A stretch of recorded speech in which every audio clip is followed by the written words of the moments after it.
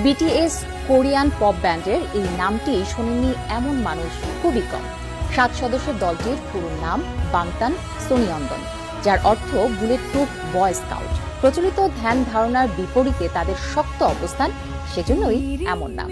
Korean অনেক band আছে, কিন্তু তাদের নিয়ে এত মাতামাতির শেষ নেই। বাংলাদেশের তরুণ সমাজের একটি বড় অংশ তাদের সমর্থক। বিটিএস এর কিছুটা অংশ জানাচ্ছেন আমাদের সহকর্মী সাকিবুর রহমান।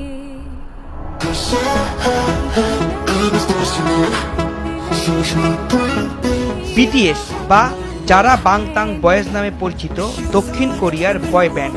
এই 7 সদস্যের ব্যান্ড বিগ হিট মিউজিকের অধীনে 2010 সালে ট্রেনি হিসেবে এবং 2013 সালে টু কুল ফোর স্কুল অ্যালবাম নিয়ে পুরো বিশ্বের সামনে নিজেদের আত্মপ্রকাশ করে।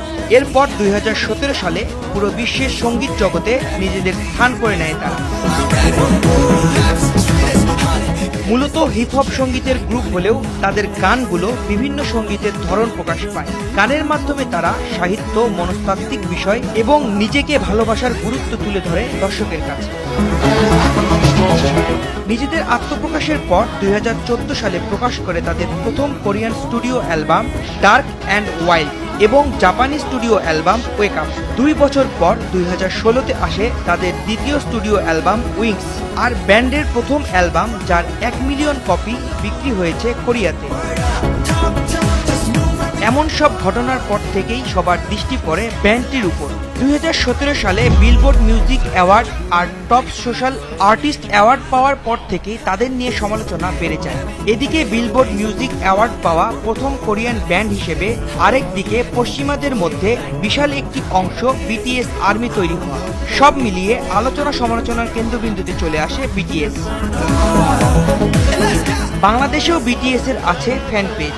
সামাজিক যোগাযোগ মাধ্যম ফেসবুকে সোচ্চার থাকে এই ব্যান্ডের ফ্যানরা। বিটিএস এর ফ্যানরা নিজেদের বিটিএস আর্মি হিসেবে দাবি করেন।